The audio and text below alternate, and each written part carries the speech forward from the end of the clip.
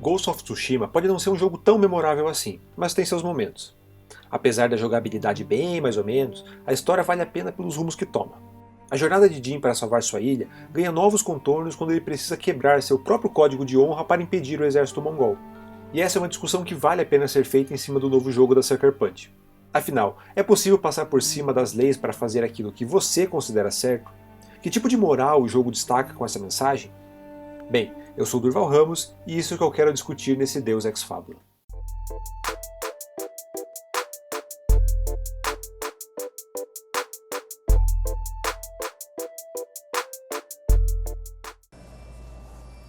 Quando lutamos, encaramos os inimigos. E quando os matamos, olhamos em seus olhos com coragem e respeito. É isso que nos torna samurais. Antes de qualquer coisa, fica aqui o aviso. Esse vídeo tem spoilers, então assista por sua conta e risco. Ou então deixe ele salvo e volte depois de terminar Ghost of Tsushima.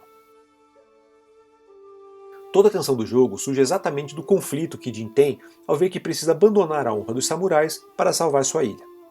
Sendo um nobre japonês, ele carrega toda a carga de disciplina e respeito do Bushido, o código de conduta dos samurais. E isso é personificado em Lord Shimura, o tio do protagonista.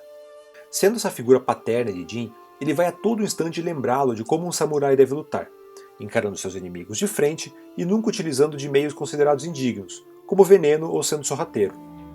O problema é que, para enfrentar o exército de Khotun Khan, Jin precisa quebrar todas essas leis, e ele é confrontado por essa realidade desde o começo do jogo.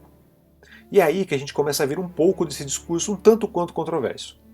Em linhas gerais, o que o roteiro de Ghost of Tsushima valida é que, para fazer o que você acha certo, tudo bem passar por cima de algumas regras.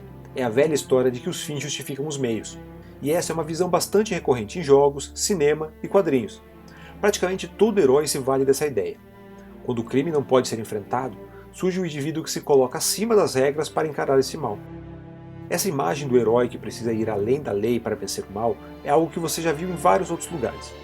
Isso faz com que o fantasma de Tsushima seja um super-herói tanto quanto o Batman, o Demolidor, o Homem-Aranha e tantos outros que você já conhece, seja dentro ou fora da ficção. Só que esse é um discurso um tanto quanto problemático. Afinal, não é justamente estar fora da lei o que define o criminoso, o mal? E quando você vai além desses limites, quem garante que você ainda está fazendo o que é certo? E Ghost of Tsushima não se preocupa em questionar isso. Ao colocar esse conflito como uma batalha de vida ou morte contra os mongóis, ele relativiza esse discurso. No caso, a outra opção é ser massacrado por esse invasor estrangeiro, então abandonar a sua honra é o único caminho mesmo. No começo do jogo, esse dilema até é apresentado. Jin fica incomodado de ter que assassinar inimigos na surdina, como um ladrão. Só que a jogabilidade vai na contramão do que a narrativa apresenta e premia o jogador por fazer coisas que um samurai não faria. Quando Jin mata alguém sem ser visto, por exemplo, ganha pontos de determinação. E a partir da segunda metade do jogo, essa questão deixa de ser um problema, com Jin assumindo o manto do fantasma e aceitando que ele precisa estar acima das regras. E é aí que a figura do seu tio passa a antagonizar com a sua. O Lord Shimura não chega a ser um vilão, mas é ele quem se opõe a essa visão de Jin sobre o que é certo a se fazer. E isso faz com que o jogo, de certa forma, vilanize a ideia de que é preciso seguir as regras. Não por acaso, a batalha final do jogo é justamente contra seu tio. A cena toda é muito bonita, mas o simbolismo desse confronto é o que realmente importa aqui. É o embate de duas visões de mundo, e a vitória de Jin valida esse ponto de vista sem apresentar qualquer contraponto. Não há consequências para o personagem e seus atos, tratando o abandono às leis samurais como o certo a ser feito. O problema é que, na prática, as coisas não são tão simples assim. Quando alguém se coloca acima da lei, ela está fora das regras, e a partir disso, o que é certo e errado? Bem, Ghost of Tsushima em nenhum momento pondera sobre isso. Por outro lado, a figura do fantasma também levanta um outro ponto. Toda lei é justa? Em um diálogo com seu tio, Jin aponta isso. Para ele, o código dos samurais passou a ser uma amarra que impedia os japoneses de fazerem o que era preciso.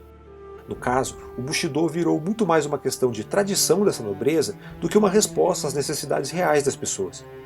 Era algo que na prática estava condenando todo mundo. Assim, Jin aparece justamente como esse líder que quebra o status quo para fazer o que considera ser preciso. O ponto é que, no fim, Ghost of Tsushima é muito mais sobre confrontar as tradições do que um romance histórico. O problema é que nisso ele levanta um debate que é pertinente sem se preocupar muito em aprofundá-lo.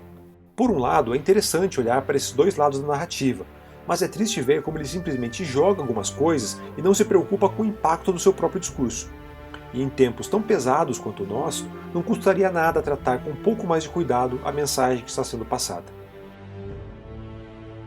Se você gostou desse vídeo, se inscreva no canal, dê um like, comente e principalmente compartilhe. E nos vemos no próximo Deus Ex Fabula.